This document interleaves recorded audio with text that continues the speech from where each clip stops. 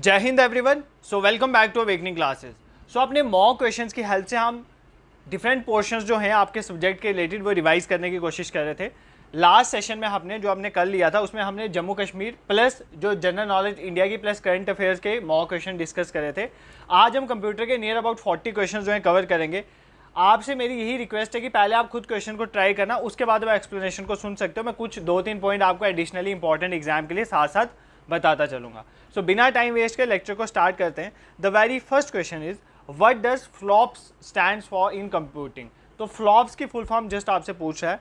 Floating point operation पर second, floating linear operation पर second, file loading operation पर second और ऑल ऑफ द अबव। ठीक है, तो देखो ये थोड़ा कन्फ्यूजन रहता है यहाँ पर आप देखोगे ना, floating, L for linear, O for operation, P for per, S for second. देखो हर मतलब यही बन रहा है। ठीक है, आप ये मार्क कर दो, बट ये गलत है। फ्लॉप्स की फुल फॉर्म होती है फ्लोटिंग पॉइंट्स ऑपरेशन पर सेकंड। ऑप्शन ए इसमें करेक्ट था, फ्लोटिंग पॉइंट ऑपरेशन पर सेकंड। देखो होता क्या, ये एक यूनिट है मेजरमेंट का। मतलब किसको मेजर कर रहे हो आप कंप्यूटर की कंप्यूटिंग पावर को मेजर कर रहे हो। सर कंप्यूटिंग पावर क्या होती है? कंप्यूटर कितना फास्ट ऑपरेशन परफॉर्म करता है, मतलब पर सेकंड कितने ऑपरेशंस कंप्यूटर परफॉर्म कर सकता है, कितना जल्दी वो कंप्यूट कर सकता है, उसी को बोलते हैं कंप्यूटिंग पावर। तो बेसिकली फ्लॉप्स क्या है? एक यूनिट है जो मेजर करता है कंप्यूटर की कंप्यूटिंग पावर को। ठीक है, इसी तरह एग्जाम में एम फ्लॉप्स भी पूछा जा सकता है। तो जब एम फ्लॉप्स आएगा, जस्ट एम का मतलब है मिलियंस ऑफ, तो millions of floating point operations पर सेकंड। तो एम फ्लॉप्स की फुल फॉर्म क्या होगी?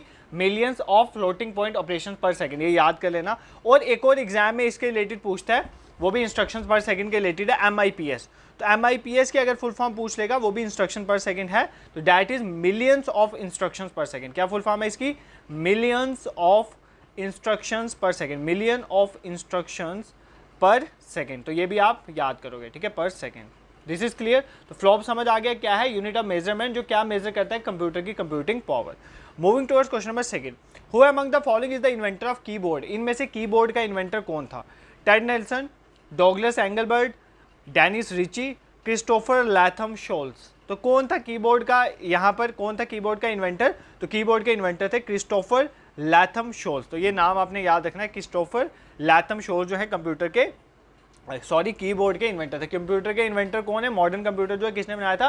चार्ल्स बेबे ने, जिन्होंने पहला कंप्यूटर इन्वेंट करा था। ये आपको पता है। ठीक है, उसके बाद अगर मैं बात करूं ऑप्शन ए, टेड नेल्सन। ये कौन थे? इन्होंने इन्वेंट करा था, बेसिकली टर्म दी थी। कौन कौन सी टर्म दी थी? हाइपर टेक्स्ट, आप पढ़ते हो ना इंटरनेट में, हाइपर टेक्स्ट हो गया, हाइपर मीडिया हो गया। ठीक है, हाइपर मीडिया हो गया। ये दोनों टर्म्स जो हैं ये किसने दी हुई हैं? ये टेड नेल्सन ने दी हुई है। एग्जाम में पूछेगा, रेयर चांस है बट फिर भी देख लो। टेड नेल्सन ने हाइपर टेक्स्ट और हाइपर मीडिया टर्म दी है। ठीक है, डॉगलस एंजलबर्ट इंपॉर्टेंट है। इन्होंने क्या दिया है? इन्होंने इन्वेंट करा था, किसको इन्वेंट करा था? माउस को। तो माउस को इन्वेंट करा था डॉगलस एंजलबर्ट ने। ठीक है, डेनिस रिची इंपॉर्टेंट नेम है। इन्होंने सी प्रोग्रामिंग लैंग्वेज, जो आपकी सी प्रोग्रामिंग लैंग्वेज है ना, सी प्रोग्रामिंग वाली, तो सी प्रोग्रामिंग लैंग्वेज को इन्होंने क्रिएट करा था डेनिस रिची ने। ये नाम भी आप याद करोगे।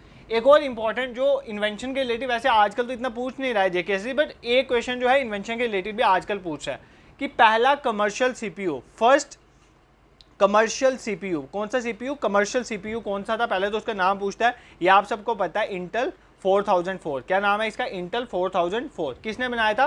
फ्रेडरिको फैगिल ने। फ्रेडरिको फैजिल ने इसको बनाया। फ्रेडरिको फैजिल, ये नाम याद कर लेना, फ्रेडरिको फैजिल ने बनाया। तो ये क्या है? Intel 4004।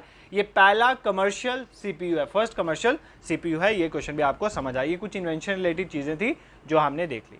Moving towards question number third, the joystick is a dash stick that moves the graphic cursor in the direction the stick is moved. ये क्वेश्चन ना मैंने अभी कंप्यूटर के थोड़े दिन पहले ही आपको क्लासेस में, जब मैं एमसीक्यूज पढ़ाया था, मैंने ये क्वेश्चन आपको पढ़ाया भी था कि जॉयस्टिक जो है, मैंने वहाँ पर ये पूछा था कि ये कौन सी डिवाइस है, और ये यहाँ पर लिखा था वर्टिकल। ठीक है, यहाँ पर लिखा था वर्टिकल। इस बार मैंने थोड़ा चेंज कर लिया, जॉयस्टिक ले लिया और यहाँ पर पूछा कि कौन सी डिवाइस है। देखो जॉयस्टिक एक वर्टिकल, जैसे आपकी गाड़ी के गियर होते हैं ना, इस तरह के वर्टिकल सी डिवाइस है।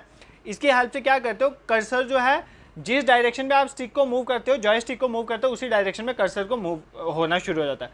फॉर एग्जांपल, आपको एक कंप्यूटर में गेम खेल रहे हो, कार चल रही है, तो अगर आप जॉयस्टिक की हेल्प से देखोगे, अगर आप जॉयस्टिक को आगे वाली तरफ मूव करोगे तो कार आगे वाली तरफ मूव करेगी, पीछे करोगे तो बैक मूव करेगी। तो इस तरह से हम क्या करते हैं, बेसिकली डायरेक्शन पे मूव होती है चीज़ with the help of joystick.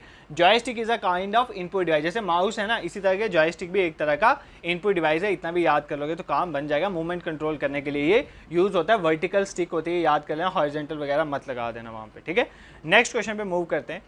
Winchester disk are a type of, देखो विंचेस्टर डिस्क कौन सी टाइप की डिस्क होती है? ये ऑप्टिकल डिस्क होती है, मैग्नेटिक डिस्क होती है, कंपैक्ट डिस्क होती है, ये सभी होती है। तो आजकल ऐसे क्वेश्चन पूछे जा रहे हैं। तो विंचेस्टर डिस्क जो है वो किस तरह की डिस्क है? These are a kind of magnetic disk. ये कौन सी डिस्क होती है? मैग्नेटिक डिस्क, मतलब हार्ड डिस्क ड्राइव की फॉर्म होती है ये। बेसिकली क्या है? ये सेकेंडरी स्टोरेज है। देखो ये सारी ही ऑप्टिकल डिस्क हो गया, मैग्नेटिक डिस्क हो गया, कंपैक्ट डिस्क हो गया, ये सारी ही कौन सी है? ये सेकेंडरी स्टोरेज डिवाइस है, मतलब जहाँ पर डेटा जो है परमानेंटली स्टोर होता है। एक होता है प्राइमरी स्टोरेज, जैसे रैम आ गया हमारे, जहाँ पे टेम्परेरी डेटा स्टोर होता है। जब कंप्यूटर या फोन आपका ऑफ हो जाएगा तो रैम वाला डेटा उड़ जाता है, वोलाटाइल होता है, बट ये सेकेंडरी स्टोरेज का पार्ट होती है। तो विंचेस्टर डिस्क किसका पार्ट है? याद रखना, ये मैग्नेटिक डिस्क का पार्ट है। इनकी स्टोरेज कैपेसिटी जो है मतलब मैक्सिमम 10 टेराबाइट तक है। तो इनकी 10 टेराबाइट तक की इनकी कैपेसिटी होती है। वो सारा मैंने आपको बताया, kilobyte, megabyte, gigabyte, terabyte, petabyte, yottabyte, zettabyte, bronto, geop, ये सारा कुछ पढ़ाया हुआ मैंने, एक्सा सब, ठीक है। तो ये सारा भी देख लेना, इनकी सीक्वेंस भी एक बार देख लेना। तो मैग्नेटिक डिस्क होती है, देखो मैग्नेटिक डिस्क में खास करके क्या होता है? मैग्नेटिक डिस्क होती है ना, इसमें जो डेटा होता है मैग्नेटिक फील्ड्स की फॉर्म में स्टोर होता है, ठीक है। इसी तरह जो ऑप्टिकल डिस्क होती है ना आपकी, ऑप्टिकल डिस्क में जो डेटा स्टोर होता है, उसमें अगर आपने जो डेटा स्टोर है इसमें उसको अगर पढ़ना होगा तो आप उस डेटा को किसकी हेल्प से रीड कर सकते हो? या तो आप लेजर वगैरह का यूज़ करोगे या लाइट वगैरह का यूज़ करोगे, इसलिए इसको ऑप्टिकल बोलता है। ऑप्टिकल लाइट रिलेटेड होता है, ठीक है। कंपैक्ट डिस्क भी एक तरह की ऑप्टिकल डिस्क की होती है, ठीक है। कंपैक्ट डिस्क भी एक तरह की ऑप्टिकल डिस्क होती है, इसको डिजिटल ऑप्टिकल डिस्क भी कहते हैं। तो ये भी याद कर लें। ये सारे ही क्या हैं? ये सारे ही हमारे परमानेंट स्टोरेज हैं। ये सेकेंडरी स्टोरेज डिवाइसेस आ जाती हैं जो मेमोरी का स्टोरेज का काम करती हैं, ठीक है। दिस इज क्लियर, इसमें कुछ इतना देखने वाला नहीं है। नेक्स्ट क्वेश्चन पे मूव करते हैं। Which of the following is a type of impact printer? इनमें से कौन सा इम्पैक्ट प्रिंटर है? Dot matrix printer impact printer है, इंकजेट प्रिंटर इम्पैक्ट प्रिंटर है, थर्मल प्रिंटर है, या लेजर प्रिंटर है, ठीक है। तो देखो ये मैंने आपको एक बार टेबल बना के बताया था, आज फिर वापस बता देता हूँ, ये इंपॉर्टेंट है, क्वेश्चन पूछा जाता है। तो इम्पैक्ट प्रिंटर की टाइप कौन सी है? Dot matric printer. Impact printer क्या होता है? देखो अगर सपोज करो, जोक्स अपार्ट, मतलब मजाक में लेना, अगर आप पढ़ते नहीं हो तो कोई आपको टीचर थप्पड़ लगा देता, मैं तो नहीं बोलूँगा, मैं तुमसे छोटा ही होऊंगा काफ़ियों से, तो अगर कोई आपको थप्पड़ लगा रहा है, टीचर पहले लगा देते तो, और उसके हाथ और आपके फेस में इम्पैक्ट हुआ ना, जब वो थप्पड़ पड़ा तो आपका फेस रेड हो गया, that is a kind of impact printer, ठीक है। वैसे एग्जाम्पल बहुत बुरी है बट फिर भी सुन लो। अब कुछ एक खतरनाक मैथ्स टीचर जैसे आपका होता था, हमारा भी होता था, मैथ्स टीचर खतरनाक होता था, वो कई बार बेइज्जती कर देता था, इतनी गंदी इंसल्ट करता था, फेस तब भी रेड हो जाता था। अब उसने छुआ भी नहीं तब भी आपका फेस रेड हो गया, और दूसरे केस में आपको थप्पड़ पड़ा तब फेस रेड हुआ। तो जिस केस में थप्पड़ पड़ के रेड हुआ, आपका टच हुआ, हाथ उसका आपके फेस के साथ, that is a kind of impact printer.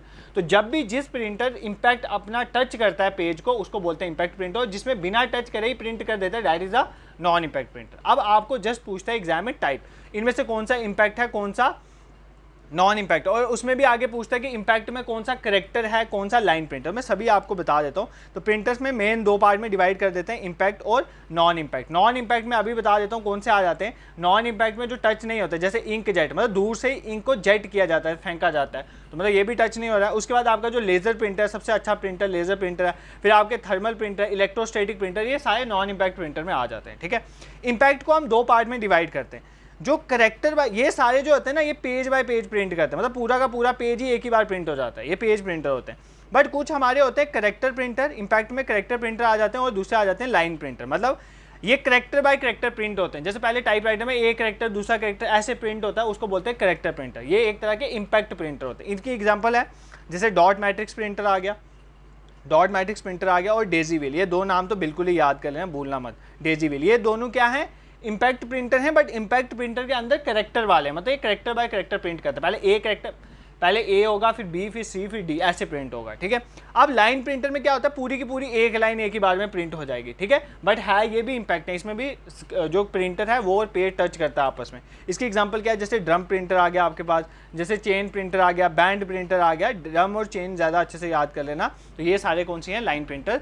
तो लाइन करेक्टर दोनों इम्पैक्ट के अंदर आते हैं, ये भी याद करना, उधर कंफ्यूज मत हो जाना, ठीक है। This question is clear to you, आपको कोई प्रॉब्लम नहीं है। ये तीनों ही नॉन इम्पैक्ट है नीचे वाले, और डॉट मैट्रिक प्रिंटर हमारा इम्पैक्ट प्रिंटर है। वो भी कौन सा केस है? करेक्टर वाला केस है। ये आपको समझ आ गया, इसमें कोई दिक्कत आपको नहीं है, ठीक है। नेक्स्ट क्वेश्चन में स्विच करते हैं। What is the length of MAC media access control address? Media access control address जो है इसकी लेंथ कितनी होती है। जैसे वो पूछते हैं ना IP4 की लेंथ कितनी होती है, IP6 की, मुझे बताओ कमेंट सेक्शन में बताओ। IP4 जो है, IP4 जो है, हाँ IP4 जो है और IP6 जो है, IP6 जो है इसके मुझे बताओ इसमें कितने बिट्स होते हैं। तो ये क्वेश्चन एग्जाम में आया हुआ है बहुत बार। तो ऐसे ही पूछ रहा है कि बेसिकली जो है मैक एड्रेस है, मीडिया एक्सेस कंट्रोल जो एड्रेस है उसकी लेंथ कितनी होती है, ठीक है, आपने बताना है मुझे। देखो मीडिया एक्सेस एड्रेस क्या है, देखो एक ऐसा एड्रेस है जिसकी हेल्प से आप प्रोसेस कर सकते हो मीडिया वाली चीज़ें। फॉर एग्जाम्पल आपने म्यूजिक तक पहुंचना है, इंटरनेट तक पहुंचना है, गेम तक, वर्ड फाइल तक पहुंचना है, ये सारी चीज़ों को मीडिया वाली चीज़ों को एक्सेस करने के लिए मीडिया एक्सेस कंट्रोल एड्रेस का यूज़ करते हैं। और इसमें कितनी बिट्स होती है, इसमें 48 बिट्स होती है, ये चीज़ याद कर लेना, ठीक है। और ये किसकी फॉर्म में होता है, किसकी फॉर्म में लिखा जाता है, इसको लिखा जाता है 12 डिजिट हेक्साडेसिमल फॉर्म में, ठीक है, 12 डिजिट हेक्साडेसिमल फॉर्म में ये लिखा जाता है। ये दोनों चीज़ें याद कर लेना, मे भी एग्जाम में पूछा। हेक्साडेसिमल कौन से होते थे, ये आपने पढ़े थे ना, फॉर एग्जाम्पल आपने 8 तक पढ़े थे ऑक्टागोनल वाले, ठीक है। उसके बाद आपने पढ़े जो हमारे डेसिमल होते हैं 0 से लेकर 9 तक चलते हैं। बट अगर मैं 0 से लेकर 9 तक लेके चलूँ, 0 से लेकर 9 तक लेके चलूँ, उसके बाद में ABCDEF का यूज़ करना शुरू हो जाऊँ, ये मिला के दोनों मतलब नंबर्स वाले और ABCD ये मिल के हेक्साडेसिमल बनाते हैं जो 16 तक होते हैं, ठीक है। 16 तक मतलब 9 तक तो नंबरिंग होती है, उसके बाद ABCD स्टार्ट हो जाता है, ये होते हैं हेक्साडेसिमल। तो बेसिकली जो मीडिया एक्सेस कंट्रोल एड्रेस जो है वो 12 डिजिट हेक्साडेसिमल की फॉर्म में लिखा जाता है। और बिट्स की अगर बात करें तो 48 बिट्स यहाँ पर यूज़ होती है। अभी इतना समझने में मत जाओ, एग्जाम है आपका 2-3 दिन के बाद, तो अभी आप रट लो इन चीज़ों को, तो उतना ही बहुत है, इसलिए मैं ज़्यादा आपको डीप नहीं जा रहा हूँ। नेक्स्ट क्वेश्चन पे स्विच करते हैं। Which application is used for taking information from the internet.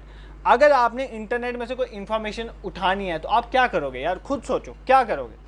आपने फ़ोन ऑन किया, आप कहाँ पर जाओगे कि आपको इंटरनेट से इन्फॉर्मेशन मिलेगी, कहाँ पे जाओगे भाई, गूगल क्रोम में जाओगे, ओपेरा मिनी में जाओगे, सफारी है उसमें जाओगे। तो बेसिकली हम क्या करें, हम वेब ब्राउज़र में जा रहे हैं। वेब ब्राउज़र का काम होता है इंटरनेट में ब्राउज़ करना, चीज़ों को ढूंढना, ठीक है, ब्राउज़ करना, इन्फॉर्मेशन को लेना और फिर पढ़ना, ठीक है।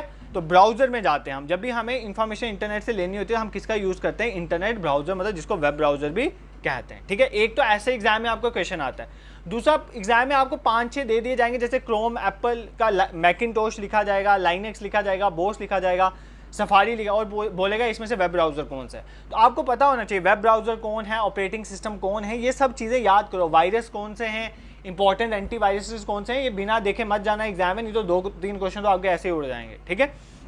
तो इंपॉर्टेंट वेब ब्राउज़र में एक बार वापस रिवाइज करवा देता हूँ। क्रोम तो मैंने बता दिया, गूगल क्रोम किसका है, गूगल का, ठीक है। सफारी ये भी आप यूज़ करते हो, ओपेरा मिनी भी आप यूज़ करते थे। ओपेरा जो है ये भी एक तरह का वेब ब्राउज़र है, ठीक है, चाइना में बनाया है ना शायद। मोजिला नहीं, यूसी है, चाइना का है यूजी ब्राउज़र, ठीक है। तो मोजिला फायरफॉक्स ये भी क्या है, वेब ब्राउज़र है। ब्रेव ये भी क्या है, वेब ब्राउज़र है। और माइक्रोसॉफ्ट एज भी क्या है, माइक्रोसॉफ्ट एज भी एक तरह का क्या है, वेब ब्राउज़र, ठीक है। मतलब इंटरनेट में कोई भी इंफॉर्मेशन ढूंढने के लिए आप इसका यूज़ करते हो। Chrome, safari, opera, UC, Mozilla Firefox, Microsoft Edge, brave, और भी बहुत सारे नाम हैं इंपॉर्टेंट, मैंने आपको बता दिए, ठीक है। अब एक होती है चीज़ ऑपरेटिंग सिस्टम। ऑपरेटिंग सिस्टम का काम है आपके हार्डवेयर सॉफ्टवेयर को कनेक्ट करना, एक यूज़र इंटरफेस का काम करता है। इसके बिना आपका कंप्यूटर नहीं चलता, कोई भी फ़ोन नहीं चल सकता है जब तक इसमें ऑपरेटिंग सिस्टम नहीं होगा, ठीक है। तो ऑपरेटिंग सिस्टम के भी एग्जाम्पल्स पूछता है एग्जाम में। तो ऑपरेटिंग सिस्टम में कौन कौन से आ जाते हैं, यूनिक्स, ठीक है, यूनिक्स केन थॉमसन और डेनिस रिची ने इसको बनाया था, ये क्या है, एक तरह का ऑपरेटिंग सिस्टम है। लाइनेक्स ये तो बहुत इंपॉर्टेंट है, open source operating system, open source software है, इसमें मतलब सोर्स कोड जो है ओपन होता है, कोई भी इसमें कर सकता है चेंज, ठीक है। उसका इंडिया का जो है ओपन सोर्स कौन सा है, Bose, Bharat operating system solution, इसको याद कर लो, भारत ऑपरेटिंग सिस्टम सोल्यूशन। इसको किसने बनाया, CDAC, centre for development of advance computing, इसने बनाया, ये भी ओपन सोर्स है, ये याद कर लेना। इसी तरह माइक्रोसॉफ्ट में विंडोज़ 10, विंडोज़, ये सारे क्या होते हैं, ऑपरेटिंग सिस्टम। उसके बाद जो सन माइक्रो सिस्टम है उनका सोलारिस है, ठीक है, सोलारिस है। लाइनेक्स जो है ये हमने देख लिया। एप्पल का देख लो, मैक ऑपरेटिंग सिस्टम, मैकिनटोश, ठीक है, मैक ऑपरेटिंग सिस्टम, ये किसका है, एप्पल का, ये याद कर लो। ये आगे कंप्यूटर वाले। अब हमारे जो फ़ोन से एंड्रॉइड फ़ोन आ गया, उसमें भी आपको पता है ना, फ़ोन में भी ऑपरेटिंग सिस्टम होता है। जैसे एंड्रॉइड, ये क्या है, ऑपरेटिंग सिस्टम है। आप बोलते हो ना एंड्रॉइड फ़ोन, तो इसमें क्या है, Android is but operating system, ये गूगल का है, ठीक है, गूगल का। इसका जो अभी लेटेस्ट वर्जन चल रहा था वो नोगार्ड चल रहा है, उसके बाद मुझे नहीं पता आएगा नहीं, बट नोगार्ड लेटेस्ट ही है इसका वर्जन, ठीक है। अब इसका एक तरह का और मोबाइल का ऑपरेटिंग सिस्टम जैसे सिम्बियन है, ठीक है, सिम्बियन है, ये जैसे मोटरोला, नोकिया, सैमसंग सब ने मिलकर बनाया। उसके बाद आईफोन का अपना आईफोन ऑपरेटिंग सिस्टम iOS जिसे आप बोलते हो, फिर ब्लैकबेरी है, ठीक है, ब्लैकबेरी का। तो इस तरह से हमारे डिफरेंट ऑपरेटिंग सिस्टम है, ठीक है। दिस इज क्लियर, आपको समझ आ गया। MS वर्ड आपको सिस्टम सॉफ्टवेयर ऑपरेटिंग सिस्टम का पार्ट है, सिस्टम सॉफ्टवेयर ऑपरेटिंग सिस्टम का पार्ट है। माइक्रोसॉफ्ट MS वर्ड जो है system software is a kind of software. जैसे सिस्टम सॉफ्टवेयर होता है, एक होता है एप्लीकेशन सॉफ्टवेयर। सिस्टम सॉफ्टवेयर होता है जो कंप्यूटर सिस्टम को इसका पार्ट नहीं, ऑपरेटिंग सिस्टम का। सिस्टम सॉफ्टवेयर एक सॉफ्टवेयर का पार्ट है जो हमारे कंप्यूटर सिस्टम को चलने में हेल्प करता है, ठीक है। सॉफ्टवेयर क्या होता है? Setup programmes. MS वर्ड एक तरह का एप्लीकेशन सॉफ्टवेयर है जिसका जो एक पर्टिकुलर तरह का एप्लीकेशन करता है। फॉर एग्जाम्पल MS वर्ड में क्या करते हो? लेटर वेटर बनाते हो। MS एक्सेल में क्या करते हो? कैलकुलेशन करते हो। ये सारे क्या एप्लीकेशन सॉफ्टवेयर है, ठीक है। जैसे पावर पॉइंट में प्रेजेंटेशन बनाते हो, ये सारे जो हैं बेसिकली MS ऑफिस का पार्ट है। MS ऑफिस एक तरह का एप्लीकेशन सॉफ्टवेयर, ना कि सिस्टम सॉफ्टवेयर। ये वर्ड्स याद करना, एग्जाम में कंफ्यूज हो जाओगे कि सिस्टम है कि एप्लीकेशन है, ठीक है। सर आप तो बहुत कंफ्यूज कर देते हो इतनी नॉलेज दे के, बट इंपॉर्टेंट होती है, ये भी याद रखो। On which technology was the first generation of computer build? Sir कितनी बार बताओगे? First generation vacuum tube, second generation transistor, third generation IC, fourth generation large scale integration circuit, fifth generation super large scale integration circuit. Sir बोल बोल के आप नहीं थकते, but हम सुन सुन के थक गए। इंपॉर्टेंट है, एक बार वापस सुन लो, मैंने बोल दिया है, वापस पॉज करके सुन लेना। तो बोल रहा है पहली जनरेशन में किसका यूज़ हुआ था? सर वैक्यूम ट्यूब का यूज़ हुआ था। सेकंड जनरेशन में ट्रांजिस्टर का यूज़ हुआ। थर्ड जनरेशन में आईसीज का यूज़ हुआ था। यही आईसीज जब मिल जाते तो वेरी लार्ज स्केल इंटीग्रेशन हमने फोर्थ जनरेशन में यूज़ कर लिया, जिसको माइक्रो प्रोसेसर वगैरह भी कहते हो, ठीक है। और फिफ्थ जनरेशन में जाके सुपर लार्ज के इंटीग्रेशन वगैरह यूज़ करने शुरू कर दी। खत्म, इसमें कुछ इतना देखने वाला नहीं था। नेक्स्ट क्वेश्चन देखो, हार्ड डिस्क ड्राइव्स HDD जिसे आप बोलते हो are considered as dash device. भाई हार्ड डिस्क क्या है? अभी आपको ऊपर बताया हार्ड डिस्क ड्राइव, जब मैं बता रहा था आपको मैग्नेटिक डिस्क के बारे में, हार्ड डिस्क ड्राइव का ही पार्ट है वो। तो हार्ड डिस्क ड्राइव कौन सी स्टोरेज है? भाई परमानेंट स्टोरेज है। आप देखो ऑप्शन, नॉन परमानेंट, इसको तो भाई उड़ा दो। फ्लैश मेमोरी ऑल्सो नॉन, जो ये भी नॉन परमानेंट में ही आती है। टेम्परेरी मेमोरी मतलब नॉन परमानेंट, ठीक है। नॉन वोलेटाइल, वोलेटाइल होती है जो उड़ जाती है जल्दी, ये नॉन वोलेटाइल मतलब परमानेंट। तो इसका मतलब यही है, इसका answer hard disk drive are a kind of permanent storage या नॉन वोलेटाइल मेमोरी, ठीक है। सर समझ आ गया क्या? इस इजी क्वेश्चन डालें सर। नेक्स्ट क्वेश्चन पे स्विच करो। द पावर पॉइंट व्यू, देखो 20 क्वेश्चन करने के बाद रुकेंगे, 20 क्वेश्चन करने के बाद पॉज लेना, बट 20 क्वेश्चन तक बिल्कुल नहीं रुकना।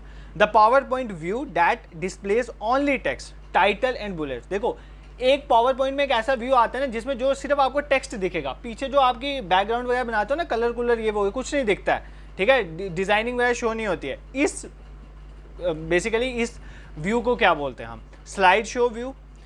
स्लाइड शो व्यू में अगर पीछे कलर ही दिखेगा तो आप कैसे पढ़ोगे? स्लाइड शो व्यू होता है जिसमें आप स्लाइडें शो करते हो, मतलब जिसमें आप पढ़ाते हो। जैसे प्रेजेंटेशन अगर मैं PPT में, ये तो मैं PDF से ही पढ़ा रहा हूँ, अगर मैं PPT में पढ़ाऊंगा, आप प्रे करना कि इन फ्यूचर में डिजिटल बोर्ड में पढ़ाऊँ। तो अगर सपोज करो मैं वहाँ पर पहुँचता हूँ, वहाँ पर पढ़ाता हूँ, तो PPT के थ्रू पढ़ाऊंगा, फिर आपको स्लाइड शो व्यू में, तो वहाँ पर तो आपको बहुत अच्छी PPTs बनती है। इसका मतलब वहाँ पर तो सब दिखता है, ये नहीं है इसका। इस बेसिकली इस क्वेश्चन का आंसर है, इस क्वेश्चन का आंसर है आउटलाइन व्यू। आउटलाइन व्यू में सिर्फ टेक्स्ट दिखता है, इसमें कोई डिजाइन वगैरह वो सब नहीं दिखता है, ठीक है। स्लाइड शो में क्या होता है? स्लाइड शो में एक ही स्लाइड एट अ टाइम, एक ही स्लाइड आपको मेन स्लाइड दिखती है जो मैं पढ़ा रहा हूँ, ठीक है। इसको बोलते हैं कौन सा? Slide show. ये याद रखें, जो स्लाइड चल रही होती है इंपॉर्टेंट, जो पढ़ाया जा रही है वही, only one slide shows at a time, तो वो होता है स्लाइड शो व्यू। ध्यान सुनो।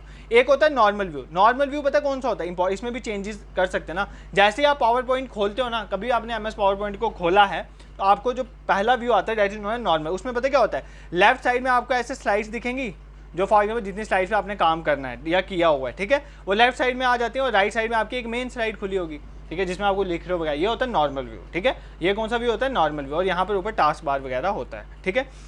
अब स्लाइड सॉर्टर व्यू क्या होता है? स्लाइड सॉर्टर व्यू में आपकी सारी स्लाइड्स ऐसे हॉरिजॉन्टली आ जाती हैं। अब आप उसकी सीक्वेंस सेट कर सकते हो, किसी को ऊपर करना है, किसी को नीचे करना है। तो जब भी ऐसे सारी स्लाइड्स आ जाती हैं हॉरिजॉन्टल में, उसको बोलते हैं slide sorter view.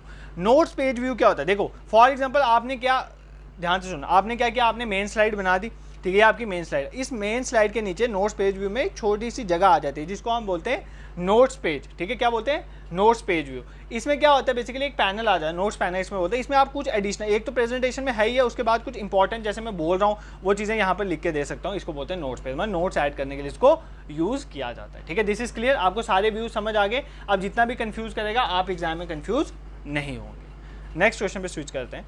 What is the smallest and the largest font size available in font size tool on formatting tool bar in MS Word? MS word में इतनी इंग्लिश मत देखो, ध्यान से देखो। एक बार और एक चीज़ मैं आपको रिकमेंड करूंगा, MS ऑफिस के, ध्यान से सुन के जाना, अभी आपके पास टाइम है। MS ऑफिस के जो मैंने लेक्चर्स डाले हुए हैं, चाहे वो MS वर्ड में एक लेक्चर है, MS पावर कंप्यूटर वाली प्लेलिस्ट में जाओ, सब मिलेगा, सब मिलेगा। MS Word, MS Excel, MS PowerPoint. आपको पता है ज़्यादा मैं भी लेक्चर नहीं डालता, मेरे पास भी टाइम नहीं होता, हर एक चीज़ का एक एक लेक्चर है। MS वर्ड का एक लेक्चर, MS एक्सेल का, MS पावर पॉइंट। अगर बिना देखे एग्जाम में जाओगे तो मार खा जाओगे, ठीक है। कुछ ऐसे पोर्शंस होते हैं जिनके लिए मैं नहीं बोलता हूँ, मैं हमेशा बोलता हूँ कहीं से भी पढ़ो यार, कहीं से भी पढ़ो, मैटर नहीं करता, ठीक है, एग्जाम निकलना चाहिए। बट ये लेक्चर देख के देंगे, उसमें मैंने बहुत मेहनत करी हुई है। बहुत मेहनत करने का मतलब बहुत इंपॉर्टेंट चीज़ें जो एग्जाम में पूछता है बताइए, वो देख के जाना, ठीक है। प्लेलिस्ट में डाल दूंगा डिस्क्रिप्शन में भी, अगर आपको ढूंढने में दिक्कत आती है। अदरवाइज प्लेलिस्ट में आप तो बहुत इंटेलिजेंट बच्चों ढूंढ लोगे। तो स्मॉलेस्ट एंड लार्जेस्ट, जो सबसे बड़ा और सबसे छोटा फॉन्ट साइज कौन सा होता है MS वर्ड में? बड़ा तो सबको पता है 72 होता है, ये छोटे में कंफ्यूज कर रहा है। तो छोटा साइज सबसे स्टार्ट कहाँ से होता है? 8 से स्टार्ट होता है, 8 एंड 70। MS वर्ड में काम भी करा होगा या उसका फॉन्ट का साइज चेंज करते हो ना, ये छोटा S, छोटे S को इतना, फिर इतना, फिर इतना, फिर इतना। तो ये मिनिमम जो होता है 8 होता है, मैक्सिमम 72 होता है, ठीक है। This is clear. Moving to next question, which of the following is not a search engine? इनमें से कौन सा सर्च इंजन नहीं है, हमें बताना है, ठीक है। माइक्रोसॉफ्ट बिंग, ये सर्च इंजन नहीं है। गूगल, विकीपीडिया, याहू, इनमें से कौन सा सर्च इंजन नहीं है? आप मुझे एक चीज़ बताओ, क्या विकीपीडिया एक सर्च इंजन है? नहीं, विकीपीडिया एक वेबसाइट है। देखो ना, फॉर एग्जांपल अवेकनिंग क्लासेस एक वेबसाइट है जिसके ऊपर आपको हमारे मॉक वगैरह या हमारा क्या है, कहाँ से क्या टेलीग्राम सबका मिल जाता है, ठीक है। वो हमारी एक वेबसाइट है, इन्फॉर्मेशन मिलती है। इसी तरह विकीपीडिया क्या एक इन्फॉर्मेशन का हब है। विकीपीडिया को मोस्ट पॉपुलर इन्फॉर्मेशन साइट बोला जाता है। जब भी आप कहीं गूगल में सर्च करते हो ना, मैक्सिमम विकीपीडिया से इन्फॉर्मेशन उठा के वो दे देते हैं आपको, बट करेक्ट भी होती है, इनकरेक्ट भी होती है कई बार। पर ये एक तरह की वेबसाइट है, ये कोई सर्च इंजन नहीं है। सर्च इंजन क्या होता है? ध्यान से सुनो, बच्चे सबसे ज़्यादा कन्फ्यूज होते हैं ब्राउज़र और सर्च इंजन में डिफरेंस देखने में। ब्राउज़र और सर्च इंजन में क्या डिफरेंस है, ये मतलब समझ नहीं आता है, ठीक है। जैसे गूगल एक तरह का सर्च इंजन है, बट क्रोम एक तरह का क्या है? ब्राउज़र है। मतलब गूगल का जो गूगल है ना, वो सर्च इंजन है, और क्रोम क्या है? क्रोम एक तरह का ब्राउज़र है, ठीक है। अब देखो फ़र्क क्या है। सर्च इंजन का मतलब होता है, सर्च का मतलब ढूंढना। अगर आपने किसी वेबसाइट को ढूंढना है तो आप सर्च इंजन में जा सकते हो, बट इसका काम सिर्फ ढूंढना है, ये साइट को खोल नहीं सकता। अगर आपने गूगल में जाके कोई साइट ढूंढी, फॉर एग्जांपल आप क्रोम में गए, आपने गूगल खोला, वहाँ पर सर्च इंजन खोला, आपने सर्च करा awakeningclasses.in। ध्यान से सुनो यार, प्रमोशन नहीं कर रहा हूँ मैं, awakeningclasses.in आपने सर्च करा। कहाँ पर सर्च किया? सर्च इंजन में। अब वो जो awakeningclasses.in खुलेगा ना, वो सर्च इंजन में नहीं खुलता। सर्च इंजन में सिर्फ ढूंढने होता है, वो खुलता है ब्राउजर में, किसी ना किसी ब्राउजर में। कोई भी इंटरनेट की चीज़ ओपन होती है, कहाँ पर होती है? ब्राउजर में ओपन होती है। सर्च इंजन में जस्ट वो ढूंढी जाती है। तो ये याद कर लेना, ठीक है। खुलेगा कहाँ पर? Web browser. आपका क्रोम में जाकर वो खुल जाएगा, ओपेरा में खुल जाएगा, किसी में खुल जाएगा। सर्च इंजन जस्ट ढूंढने का काम करता है, वहाँ पर ओपन नहीं होता, ओपन वो ब्राउजर में होता है, जैसे क्रोम में होगा, ठीक है। This is clear. तो मतलब इतना आपको पता चल गया कि सर्च इंजन क्या है। सर्च इंजन सॉफ्टवेयर नहीं है, ठीक है। सर्च इंजन को इतना सॉफ्टवेयर नहीं है, जैसे एक स्मॉल सा प्रोग्राम है जिसका काम क्या है? जिसका काम है डिफरेंट, एक तरह की समझ लो सभी वेबसाइट को ढूंढने वाली वेबसाइट ही है एक तरह की, ठीक है। तो ये आप याद कर सकते हो ऐसे सर्च इंजन। बाकी ये जो माइक्रोसॉफ्ट बिंग है, गूगल है, गूगल है, याहू है, माइक्रोसॉफ्ट बिंग, गूगल, याहू, ये सारे क्या हैं? सर्च इंजन है। विकीपीडिया सर्च इंजन नहीं है। विकीपीडिया हमारे पास एक वेबसाइट है, इंफॉर्मेशन वेबसाइट है, ठीक है। नेक्स्ट क्वेश्चन पे स्विच करते हैं। What does DMA stand for? DMA की फुल फॉर्म क्या है? Direct memory access, dynamic memory allocation, direct module access, dynamic module allocation. अगर आपको DMA का मतलब पता है ना, तो आप इजीली इसको एक्सेस कर सकते हो। देखो, DMA क्या होता है? एक ऐसा प्रोसेस है जिसमें आप किसी डेटा को ट्रांसफ़र कर सकते हो बिना प्रोसेसर की हेल्प लिए, मतलब बिना CPU की हेल्प लिए डेटा को ट्रांसफ़र कर रहे हो, मतलब बिना CPU की हेल्प के मेमोरी में डेटा स्टोर कर रहे हो या मेमोरी से डेटा निकाल रहे हो। That is known as DMA, ठीक है। डायरेक्ट मेमोरी एक्सेस, मतलब CPU को काट के डायरेक्टली मेमोरी को आप एक्सेस कर रहे हो। दैट्स वाई इस name is direct memory access. अब आपको ये नहीं भूलेगा कंसेप्ट, इतना मैं गारंटी से कह सकता हूँ। Moving towards next question, which shortcut key is use to insert a worksheet in Microsoft Excel? तो माइक्रोसॉफ्ट एक्सेल में अगर आपने किसी वर्कशीट को डालना है, ठीक है, वर्कशीट जो है शीट जिसमें हम काम करते हैं ना, आपने माइक्रो शीट खोला होगा यार, एक नीचे यहाँ पर है शीट 1 ऐसे लिखा होता है एक्सेल में, शीट 2, मैं एक्सेल पे ही काम करता हूँ ज़्यादातर, तो मुझे अच्छा आइडिया, ठीक है, शीट 3, तो ये आ गया आपका एक्सेल में। अब एक तो तरीका यहीं पर, यहाँ पर आप राइट क्लिक करके यहाँ से भी शीट नहीं इंसर्ट कर सकते हो, बट आप ऐसा नहीं करते, आप शॉर्टकट की का यूज़ करते हो। एग्जाम में शॉर्टकट की पूछी जाती है, तो कौन सी शॉर्टकट की यूज़ होती है वर्कशीट को इंसर्ट करने में एक्सेल में? Shift+F11। ये भूलना नहीं, इंपॉर्टेंट शॉर्टकट की है। शॉर्टकट कीज़ पे भी लेक्चर पड़ा हुआ है, इंपॉर्टेंट शॉर्टकट कीज़ करके कंप्यूटर वाली प्लेलिस्ट में जाना मिल जाएगा, कवर कर लेना, ज़्यादा टाइम नहीं लगेगा, इंपॉर्टेंट है, ठीक है। उसके बाद देखो Shift+Tab, ये इंपॉर्टेंट है। Shift+Tab देखो, अगर आपने प्रीवियस ऑप्शन में मूव करना, मतलब जो आपका प्रीवियस ऑप्शन था उसमें वापस जाना हो, तो उसके लिए आप यूज़ करते हो Shift+Tab। मतलब जो आपका प्रीवियस ऑप्शन था, जो आपने प्रीवियसली किया, वहाँ पर जाना तो वहाँ पर कर सकते हो, ठीक है। तो Ctrl+Y होता है रीडू। फॉर एग्जाम्पल आपने कोई चीज़, ध्यान से सुनो, कोई चीज़ आपको नहीं चाहिए तो आप अंडू कर देते हो Ctrl+Z। अगर आपको वापस करनी है वो चीज़ तो Ctrl+Y दबाओगे तो वापस आ जाएगा, that is known as redo, ठीक है। दिस इज क्लियर, ये सिंपल है शॉर्टकट की, ये तो आपको पता ही है। नेक्स्ट क्वेश्चन में स्विच करते हैं। Which of the following is not an example of an email service provider? जो ईमेल की service provider, electronic mail services, जो आप मेल करते हो, पहले जो चिट्ठी जाती है डाकिए वाली, वो अब इलेक्ट्रॉनिक जाती है। ईमेल सर्विस प्रोवाइडर इनमें से कौन सी है? ईमेल आउटलुक सबको पता है, जीमेल ईमेल है, ये तो ऐसा कोई नहीं होगा जिसको पता नहीं होगा। ज़ैनडेक्स और अवास्ट में आप कंफ्यूज हो सकते हो। देखो, अगर आपने वायरस एंटीवायरस अच्छे से पढ़े होंगे तो ये एक तरह का एंटीवायरस है, तो यही इसका आंसर था। ये भी एक तरह का ईमेल, ये तीनों ईमेल सर्विस प्रोवाइडर हैं। ये जो है हमारे पास अवास्ट था, ये क्या है? एंटीवायरस, ठीक है। अब आपके लिए इंपॉर्टेंट क्या बन जाता है? आपके लिए एग्जाम में इंपॉर्टेंट बन जाता है कि आपको याद करना है कि इंपॉर्टेंट वायरसेस और एंटीवायरसेस कौन से हैं, ठीक है। इंपॉर्टेंट वायरसेस और एंटीवायरसेस कौन से हैं, ये आपको पता होना चाहिए फॉर योर एग्जाम। सबसे पहले मैं यहाँ पर कुछ नाम लिखूंगा और ये आपने मतलब अपनी नोटबुक या कहीं पर लिख लेना, एग्जाम में जाने से पहले देख जाना है, ठीक है, क्योंकि ये पूछता है एग्जाम में। फॉर एग्जाम्पल अगर मैं वायरस के नाम लिखूँ, इंपॉर्टेंट वायरस कौन कौन से हैं? ऐसे तो वायरसेस की बहुत टाइप्स हैं, जैसे बूट सेक्टर वायरस है, उसके बाद ओवरराइट वायरस है। ये नहीं बता रहा कौन कौन से इंपॉर्टेंट वायरसेस आए, वो बता रहे हैं। जैसे वानाक्राई, ये क्या है? एक तरह का एग्जाम में आए, वानाक्राई जो है वायरस है, एंटीवायरस है, तो वायरस है। जैसे क्रिप्टो लॉकर हो गया। क्रीपर जो है पहला वायरस है, ठीक है, क्रीपर जो है पहला वायरस। फिर एल्क क्लोनर, ये इंपॉर्टेंट सेकेंड वायरस माना जाता है, ठीक है। उसके बाद मेलिसा पूछ ले, ये भी क्या है? मेलिसा भी एक तरह का वायरस है। फिर आई लव यू, ठीक है, आई लव यू, ये भी क्या है? वायरस है, ठीक है। हर चीज़ का मतलब प्यार नहीं होता है, कुछ खतरनाक भी होते हैं, तो ये टॉक्सिक वायरस था, आई लव यू, ठीक है।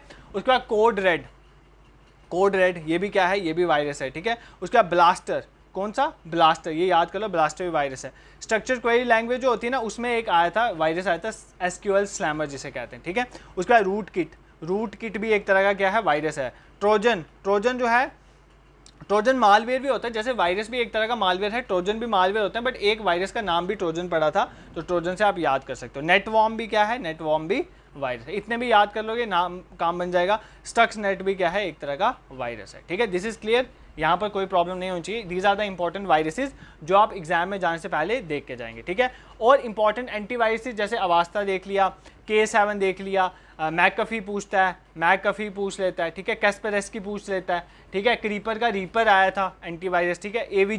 एवीजी भी एक तरह का आपका क्या है? एंटीवायरस है। क्विक हील की भी क्या है? आपका एंटीवायरस है। नॉर्टन भी आपका क्या है? एंटीवायरस है, ठीक है। उसका ट्रेंड माइक्रो भी आपका क्या है? एंटीवायरस है, ठीक है। जो मैं नाम बोल रहा हूँ याद रखना, एग्जाम में पूछ जाएगा। सिमेंटिक भी है।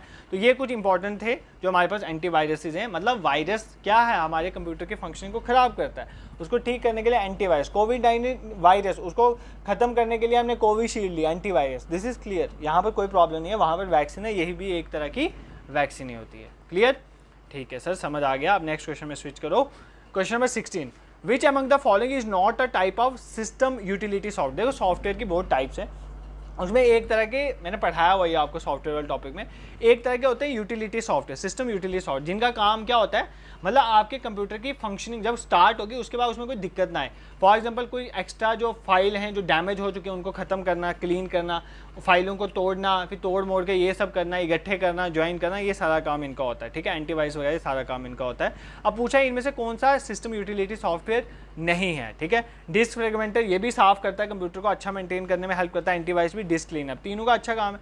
माई स्ट्रक्चर्ड क्वेरी लैंग्वेज, ये एक तरह का डेटाबेस मैनेजमेंट सिस्टम है, ठीक है। DBMS है, रिलेशनल डेटाबेस मैनेजमेंट सिस्टम है, और डेटाबेस को मैनेज, MS एक्सेस वाला काम डेटाबेस मैनेजमेंट में हेल्प करता है। तो ये इसका आंसर नहीं है, ये कोई सिस्टम यूटिलिटी सॉफ्टवेयर हमारा नहीं है, ठीक है। This is clear, simple question था, इसमें कोई इतनी प्रॉब्लम लेने वाली चीज़ नहीं थी। नेक्स्ट क्वेश्चन में मूव करते हैं।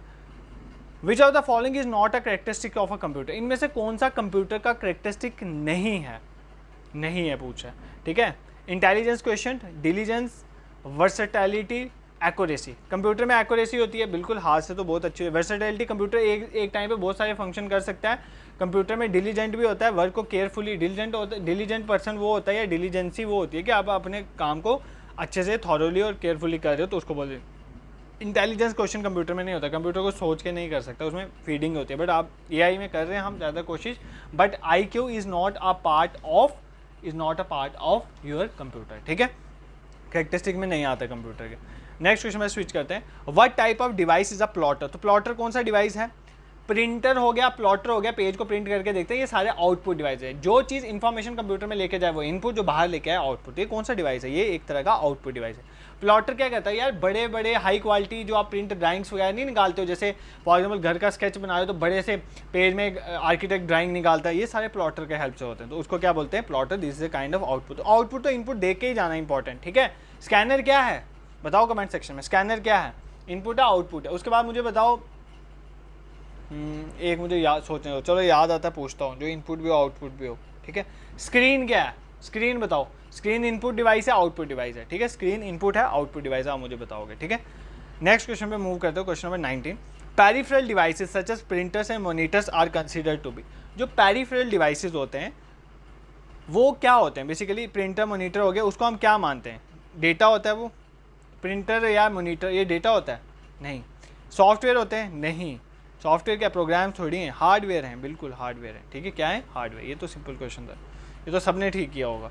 Which of the following is not a binary number. अब बताओ बाइनरी नंबर कौन से होते हैं, सर क्या क्वेश्चन पूछते हो, 0 और 1 की फॉर्म में होते हैं बाइनरी नंबर। 001 हो सकता है, 101, 110, 102, 2 कैसे आ गया सर, नॉट अ बाइनरी पूछा था तो 102 इसका आंसर हो गया, ठीक है। तो एक 20 क्वेश्चन हमने कवर कर लिए, इसके बाद हम नेक्स्ट 20 क्वेश्चन कवर करेंगे, उससे पहले एक बात कर लेते हैं। देखो कल लेक्चर आया था जीके का, ठीक है, जम्मू कश्मीर का, जैसे जम्मू कश्मीर प्लस जीके में मैंने आपको ऑलरेडी बता दिया। अब अगर आप इस वीडियो में नए आए तो उस लेक्चर को ज़रूर देखे जाना एग्जाम में जाने से पहले, पहली बात मैं बता दूं।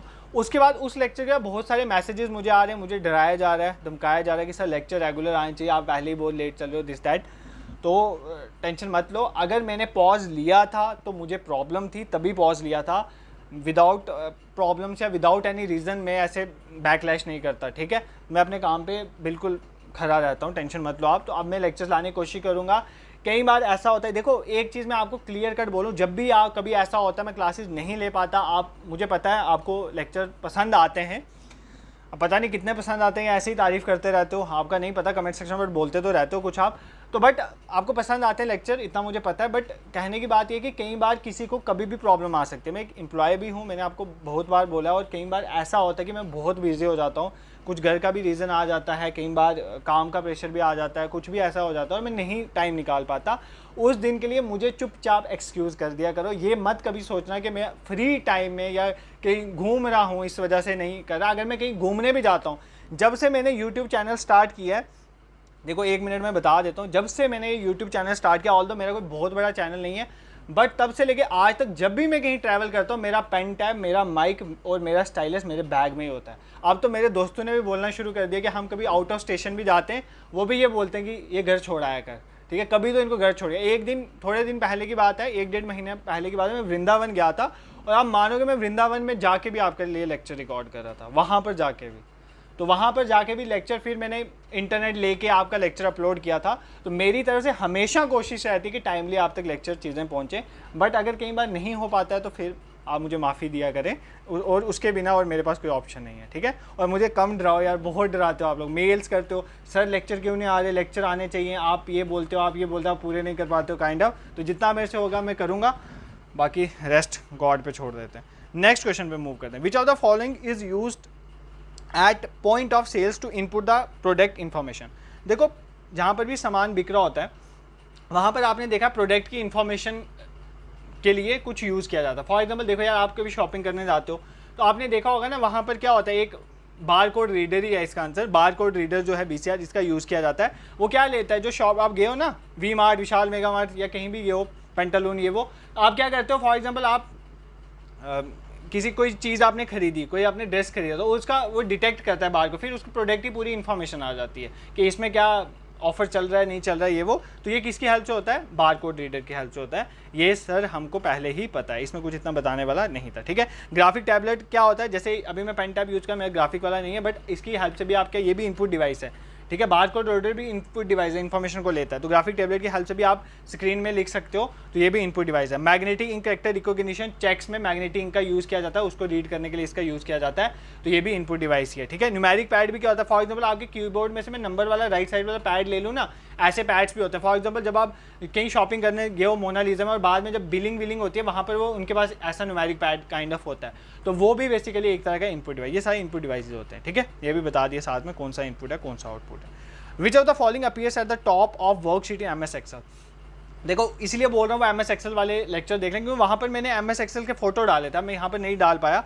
तो इनमें से कौन सा टॉप ऑफ वर्कशीट में होता है MS एक्सेल में, स्टेटस बार, हॉरिजॉन्टल स्क्रॉल बार, वर्टिकल स्क्रॉल बार, फार्मूला बार। देखो ध्यान से सुनो, हॉरिजॉन्टल स्क्रॉल बार का मतलब होता है जो ऐसे घुमाए हॉरिजॉन्टली, ठीक है। वर्टिकल स्क्रॉल बार का मतलब जो ऊपर नीचे घुमाए, ठीक है। वर्टिकल स्क्रॉल बार कौन सा होता है, जो ऊपर नीचे घुमाए। ये कहाँ पर होगा, ये राइट साइड में होता है, इसको ऐसे करोगे तो नीचे आता है, ऐसे करोगे तो ऊपर जाएगा। हॉरिजॉन्टल स्क्रॉल बार मतलब हॉरिजॉन्टली इधर उधर घूमे, वो कहाँ पर होता है, यहाँ पर होता है। इसको इधर लेके जाओगे तो इस तरफ जाएगी स्क्रीन, इधर करोगे तो लेफ्ट साइड चल जाएगी, ठीक है। तो ये होता है हॉरिजॉन्टल वर्टिकल स्क्रॉल बार। ये तो ऊपर नहीं होता, ये तो आपने देख लिया, एक राइट साइड पे होता है और एक नीचे होता है, ठीक है। स्टेटस बार जो हमारा ये नीचे होता है, ये स्टेटस बताता है बेसिकली किसी कॉलम का क्या स्टेटस है, ये भी नीचे होता है। फॉर्मूला बार ऊपर होता है, जिसमें आप क्या होता है सम कर सकते हो, मल्टीप्लिकेशन कुछ भी है, फॉर्मूला यूज़ करते हैं, वो फॉर्मूला बार ऊपर में होता है। जैसे होम हो गया, इंसर्ट हो गया, होम होता है, इंसर्ट हो गया, व्यू होता है, रिव्यू होता है, यहाँ पर फॉर्मूला बार भी होता है। तो ये सारी चीज़ें ऊपर होती हैं, ठीक है, टाइटल वाली जगह पे। नेक्स्ट क्वेश्चन पे मूव करते हैं, 23rd question. Which among the following use register to hold data that is being processed. आपके कंप्यूटर में CPU होता है ना, CPU के 3 पार्ट सुने था आपने, एक होता है कंट्रोल यूनिट, एक होता है अरिथमेटिक एंड लॉजिकल यूनिट, और उसके बाद होता है हमारा मेमोरी यूनिट, ठीक है। यही सुना है ना हमने, ठीक है। उसमें ALU जो अरिथमेटिक एंड लॉजिकल यूनिट है, यही तो प्रोसेसिंग वगैरह करता है डेटा से, मतलब कैलकुलेशंस वगैरह करता है। तो इसके साथ लगे होते हैं रजिस्टर, पहले डेटा आता है रजिस्टर में, तो रजिस्टर के बाद ALU उसको प्रोसेस करता है, वापस रजिस्टर में स्टोर करता है। रजिस्टर फास्टर होते हैं, ठीक है। तो ये एक तरह की memory storage, temporary memory storage devices होते हैं कंप्यूटर में। तो basically arithmetic and logical unit जो हैं ये रजिस्टर का यूज़ करते हैं ताकि डेटा को हम क्या कर सकें, स्टोर। कंट्रोल यूनिट का काम होता है कंट्रोल करना ये सारे फंक्शन, और मेमोरी यूनिट का होता है डेटा को स्टोर करना। फाइल एक्सटेंशन तो आप सबको पता है ना, .pdf किसकी है, पोर्टेबल डॉक्यूमेंट फॉर्मेट की, PDF फाइल की, जो बेसिकली एक्सटेंशन है काइंड ऑफ .pdf है इसकी, ठीक है। इसी तरह MS वर्ड की जो जैसे डॉक्यूमेंट, MS वर्ड में डेटा डॉक्यूमेंट की फॉर्म में स्टोर होता है, डॉक्यूमेंट 1 डॉक्यूमेंट 2, उसकी क्या है .docx। इस तरह MS एक्सेल में .xlsx प्रेजेंटेशन, ठीक है, PPTX प्रेजेंटेशन में PPTX। तो ये सारी क्या है, फाइल एक्सटेंशन हैं, ये सब आपको पता है, इंपॉर्टेंट है, याद करके देख जाना। नोट पैड की कौन सी है बता दो कमेंट सेक्शन में, जो क्वेश्चन में देता हूँ कमेंट किया करो, जो क्वेश्चन में देता हूँ आपने ज़रूर कमेंट सेक्शन में कमेंट करना होता है, ठीक है। नेक्स्ट क्वेश्चन में स्विच करते हैं, question number 24। TCP/IP model does not have dash layer but OSI model have this layer, ठीक है। Open system interconnection OSI model में ये वाली लेयर होती है, बट ट्रांसमिशन कंट्रोल प्रोटोकॉल या इंटरनेट प्रोटोकॉल, जिसमें इंटरनेट जिस प्रोटोकॉल क्या होता है, सेट ऑफ रूल्स, जिसके थ्रू आप डेटा वगैरह ट्रांसफर करते हो तब कोई रूल्स फॉलो होते हैं। तो ट्रांसमिशन कंट्रोल IP में ये नहीं होती है लेयर, बट OSI मॉडल में ये होती है, ठीक है। OSI मॉडल में आपको पता है 7 लेयरें होती हैं, आई थिंक 7 लेयर होती हैं। वहाँ पर कौन कौन सी होती हैं OSI में बता देता हूँ। OSI में एक होती है हमारे पास एप्लीकेशन लेयर, दूसरी होती है प्रेजेंटेशन लेयर, फिर होती है सेशन लेयर, फिर होती है ट्रांसपोर्ट लेयर, फिर होती है नेटवर्क लेयर, फिर होती है डाटा लिंक लेयर, फिर होती है फिजिकल लेयर, ठीक है। 1 2 3 4 5 6 7, ठीक है, करेक्ट है। ये होती है किसमें, ओपन सिस्टम इंटरकनेक्शन में। अब आ गया हमारा TCP वाला, TCP या IP ट्रांसमिशन कंट्रोल प्रोटोकॉल या इंटरनेट प्रोटोकॉल। इसमें कौन कौन सी होती है, एप्लीकेशन लेयर होती है, ट्रांसपोर्ट लेयर होती है, नेटवर्क लेयर होती है और नेटवर्क एक्सेस लेयर होती है, ठीक है। इसका मतलब प्रेजेंटेशन लेयर भी होती है, ट्रांसपोर्ट लेयर भी होती है, नेटवर्क लेयर, एप्लीकेशन लेयर इसमें नहीं होती है। तो ऑप्शन जो है, हाँ एप्लीकेशन लेयर होती है, प्रेजेंटेशन लेयर नहीं होती है, मैं गलत बोल रहा हूँ। प्रेजेंटेशन लेयर जो है इसमें नहीं होती। देखो इसमें कौन कौन सी एप्लीकेशन लेयर है, ट्रांसपोर्ट लेयर है, नेटवर्क लेयर और नेटवर्क एक्सेस लेयर। तो 4 लेयर TCP में है और OSI में कितनी है, 7 लेयर। तो देख लेना कौन सी किस में नहीं आती है, तो ये एग्जाम में क्वेश्चन पूछा जाता है। OSI में कितनी लेयर्स है ये भी एग्जाम में क्वेश्चन पूछा गया है और JKSSB ने ही पूछा है, 7 लेयर्स होती हैं, ठीक है। नेक्स्ट क्वेश्चन पे स्विच करते हैं। Which of the following groups consist of only output device. इनमें से कौन सा ऐसा ग्रुप है जिसमें सिर्फ आउटपुट डिवाइस है। स्कैनर ही देखो यार इनपुट डिवाइस है, स्कैनर इनपुट डिवाइस है, अगर यही पता होता काम बन गया था। माउस इनपुट डिवाइस है, डेटा को, मॉनिटर आउटपुट है, प्रिंटर प्लॉटर आउटपुट, ये सारे आउटपुट डिवाइस है। पहुंच गए आंसर तक। देखो अब आप बोलोगे कि सर आप रुकते नहीं हो, देखो यार, एक तो मुझे आपको 40 क्वेश्चन पढ़ाना है, ध्यान से सुनो, आपको मुझे 40 क्वेश्चन पढ़ाना है, उसके बाद थोड़ी एक्सप्लेनेशन भी देनी है ताकि उसके साथ जुड़ी हुई कोई चीज़ भी एग्जाम में आपको दिख जाए।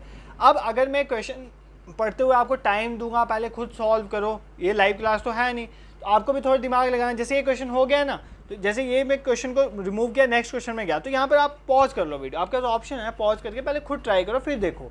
अगर आप मैं बोलूँगा ये क्वेश्चन करो, फिर 2 मिनट आपको बोलूँगा, अब आपने कर लिया है 2 मिनट के बाद, फिर मैं ऐसे करूँगा, तो भाई आपका टाइम जैसे प्रीशियस है, मेरा टाइम भी वैसे प्रीशियस है, इसलिए दोनों का टाइम वेस्ट ना हो, इसलिए मैं आपको बोल रहा हूँ कि पॉज करके खुद काम कर लिया करो। इतना तो आप कर ही सकते हो मेरे लिए, ठीक है। नेक्स्ट क्वेश्चन पे स्विच करते हैं, क्वेश्चन नंबर 26 क्वेश्चन कहता है PDA स्टैंड्स फॉर। तो PDA की फुल फॉर्म क्या है? Personal digital application, personal device assistant, personal digital assistant या पर्सनल डोमेन असिस्टेंट, ये दोनों तो नहीं है, इन दोनों में से एक है। एप्लीकेशन नहीं होता, असिस्टेंट होता है। पर्सनल ये पहले यूज़ होता था हैंड हेल्ड डिवाइस, मतलब हाथ में पकड़ के यूज़ करते हो, जस्ट लाइक कैलकुलेटर की तरह होता था। एक मतलब स्क्रीन होती थी, उसमें एक स्टाइलस वगैरह आपको दे दिया जाएगा, ये बिजनेसमैन वगैरह यूज़ करते थे, जैसे कैलकुलेशन कर लेते थे। एक एज अ डायरी यूज़ होता था, फ़ोन नंबर। तो अभी आप सर्च कर लेना नेट में PDA, पर्सनल डिजिटल असिस्टेंट, तो आपको समझ आ जाएगा ये डिवाइस बेसिकली होती क्या है। बिना दिखाए मैं आपको क्या ही बता सकता हूँ इसके बारे में। नेक्स्ट क्वेश्चन जो आपका 27 क्वेश्चन है, इन अ पावर पॉइंट प्रेजेंटेशन, एक पावर पॉइंट प्रेजेंटेशन में how would you insert a logo that will appear in the same position on the slide. आपने पावर पॉइंट प्रेजेंटेशन खोली, आपने ऐसा कहाँ पर जाके लोगो को इंसर्ट करना है कि वो आपका सारी स्लाइड्स में आ जाए, ठीक है। सिंपल क्वेश्चन है, ठीक है। मतलब मैं आज चाहता हूँ कि ये आपको दिख रहा है ना ऊपर लोगो हमारा, ये नीचे दिख रहा है यहाँ पे AC अवेकनिंग क्लासेस, ठीक है, ये अवेकनिंग क्लासेस, ठीक है। इसका लोगो अगर मुझे लगाना हो हर एक पावर पॉइंट प्रेजेंटेशन में चाहता हूँ आ जाए, तो मैं कैसे उसको इंसर्ट करूँगा, हर एक स्लाइड में ही आ जाए, एक ही बार करूँ तो आप क्या करोगे, आप सबसे पहले देखो, आपके जो हमारे पास जो पावर पॉइंट होती है ना, उसमें ऊपर होता है एक, क्या होता है, ऐसे होता है ना, होम, ठीक है, उसके बाद होता है टाइटल, देन होता है डिज़ाइन, ठीक है।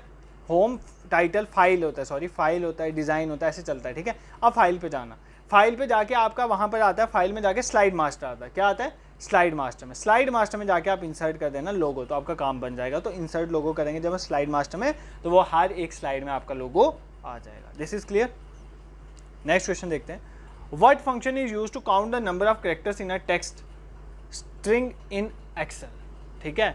देखो कोई एक टेक्स्ट स्ट्रिंग है, उसमें कितने बेसिकली कैरेक्टर्स हैं वो पता करना। फॉर एग्जाम्पल मैंने एक टेक्स्ट लिखा हुआ है यहाँ पर, ठीक है, अवेकनिंग टेक्स्ट लिखा हुआ है, इसमें मुझे आप पता करना है कितने कैरेक्टर्स हैं। तो मैं इसके लिए किसका यूज़ करूँगा, किस फंक्शन का यूज़ करूँगा, alien function, count function, max function, if function, किसका यूज़ करते हैं, एलियन फंक्शन का, ठीक है। याद कर लेना, जब भी आपको कैरेक्टर्स पता करने हो किसी टेक्स्ट में कितने कैरेक्टर्स हैं, तो आप किसका यूज़ करोगे, एलियन फंक्शन। काउंट फंक्शन कहाँ पर यूज़ होता है, ये पूछे गए एग्जाम में। काउंट फंक्शन क्या होता है, अगर यहाँ से यहाँ तक आपके पास सेल्स हैं और मुझे पता करना है कि इनमें कितने ऐसे सेल्स हैं जिसमें नंबर हैं। फॉर एग्जांपल इसमें नंबर है, इसमें नंबर है, इसमें नंबर है, बट इनमें नहीं है, तो मुझे अगर गिनना हो कि कितने सेल्स में नंबर है, तो मैं काउंट डालूंगा, उसके अंदर रेंज डाल दूंगा, यहाँ से यहाँ तक रेंज है, तो वो मुझे बताएगा कि कितने ऐसे यहाँ पर कॉलम्स हैं, ये सेल्स हैं जिनमें नंबर्स प्रेजेंट हैं। उसके लिए हम काउंट यूज़ करते हैं। क्लियर है, मतलब काउंट का यूज़ करते हैं कि हमें वो पता करना है कि कितने ऐसे सेल्स हैं जिनमें नंबर लिखे गए हैं। उसके लिए हम काउंट फंक्शन का यूज़ करते हैं। उस काउंट लिखते हैं, आगे रेंज लिख देते हैं। अगर आपने एक्सेल में कभी काम किया होगा तो आपको पता चल जाएगा। फॉर एग्जाम्पल लिखते हैं इस रो से इस रो तक काउंट में कितने हैं, तो आपके वो आ जाएंगे। नेक्स्ट मैक्सिमम, ठीक है, मैक्स जिसे बोलते हैं। मैक्स कहाँ यूज़ होता है, फॉर एग्जाम्पल देखो मैक्स के आगे मैं ऐसे लिख देता हूँ 0 से 10 तक, तो मतलब 0 से 10 के बीच में ऐसा कौन सा सेल है जिसमें हाईएस्ट नंबर प्रेजेंट है। मतलब ये रेंज दे दी ना मैं 0 से 10 तक, 0 से 10 सेल के बीच में ऐसा कौन सा सेल है जिसमें हाईएस्ट नंबर प्रेजेंट है, मतलब मैक्सिमम नंबर निकालो, उसके लिए हम मैक्स का यूज़। इसी तरह मुझे मिनिमम निकालना हो तो MIN का यूज़ करेंगे। मिनिमम 0 से 10 अगर रेंज है, इतने सेल्स में किस में मिनिमम नंबर लिखा गया, सबसे छोटा नंबर, इसका यूज़ करें। इफ़ जो होता है वो आपको पता है लॉजिकल कंपैरिजन, दो वैल्यू के बीच में लॉजिकली कंपैरिजन करने के लिए हम इफ़ का यूज़ करें। तो ये आपको फंक्शंस पता होने चाहिए एक्सेल्स के। वैसे एक्सेल्स में ये मैंने आपको पढ़ाया था, वहाँ पर जाके भी आप देख सकते हो। Which one of these component do we use to give audio input to a computer. या audio input to a computer के आप मोबाइल फ़ोन में भी अगर आपने इनपुट देनी है ऑडियो की फॉर्म में, तो आप किसका यूज़ करें, स्पीकर। क्या स्पीकर ऑडियो देने के फॉर्म में, स्पीकर तो सुनने के फॉर्म में आता है। हेडफोन सुनने के काम आता है। माइक्रोफोन, बिल्कुल ठीक है, माइक्रोफोन का यूज़ करते हैं हम ऑडियो इनपुट कंप्यूटर में देने के लिए। नेक्स्ट क्वेश्चन पे मूव करते हैं। Which of the following is not in application software. Application मैंने आपको बता दिया जो एक पर्टिकुलर फंक्शन के लिए यूज़ किया, जैसे MS वर्ड का ये फंक्शन है, एक्सेल का, पावर पॉइंट का, ये सबका, नोट पैड, इन सबका एक एक फंक्शन है। ये these are kind of application software. पूछा कौन सा नहीं है, WordPad, MS PowerPoint, Photoshop, photo का काम होता है, पावर पॉइंट में बता दिया, वर्ड पैड में भी बता दिया, वर्ड पैड एकदम MS वर्ड की तरह, पर थोड़े फंक्शंस कम होते हैं। विंडोज 7 यार एक तरह का ऑपरेटिंग सिस्टम है भाई, ऑपरेटिंग सिस्टम में बताया था, Windows X, window 10, window 8, window 9, ये सारे ऑपरेटिंग सिस्टम्स हैं। तो ये क्या है, इस क्वेश्चन का आंसर हो जाएगा। Question number 31, what does the shortcut की Ctrl+K do in MS word. K का क्या फंक्शन होता है हमारे MS वर्ड में। बोल्ड करना, बोल्ड के लिए Ctrl+B का यूज़ करते थे ना, Ctrl+B बोल्ड कर देता। हाइपरलिंक को इंसर्ट करना, बिल्कुल Ctrl+K हाइपरलिंक्स डालने के यूज़ करते हैं। कट करने के लिए Ctrl+X यूज़ करते थे यार, ठीक है। कॉपी के लिए Ctrl+C, पेस्ट के लिए Ctrl+V। ये तो सिंपल है, ये आप सबको आते हैं, इसमें कुछ ज़्यादा बताने वाला नहीं है। वेब पेजेस, आज तो मैंने आपको मुझे लगता है क्वेश्चन ही नहीं दिया कोई होमवर्क, ठीक है। Web pages are saved in which of the following format. तो वेब पेजेस किस में सेव होते हैं, बहुत सिंपल क्वेश्चन है, ठीक है।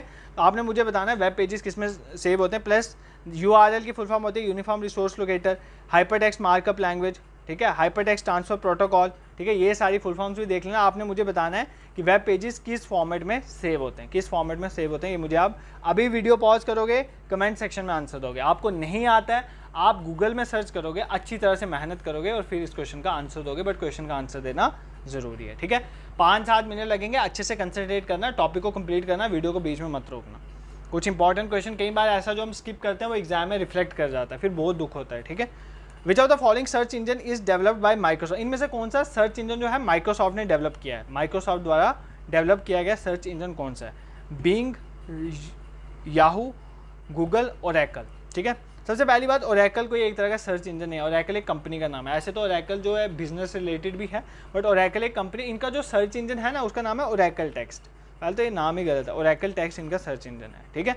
गूगल, याहू आप सबको पता है, तो माइक्रोसॉफ्ट का बिंग है। माइक्रोसॉफ्ट का कौन सा है, बिंग, याद कर लेना, ठीक है। Question number 34, which of the following is not a function. Operating system का क्या फंक्शन नहीं है।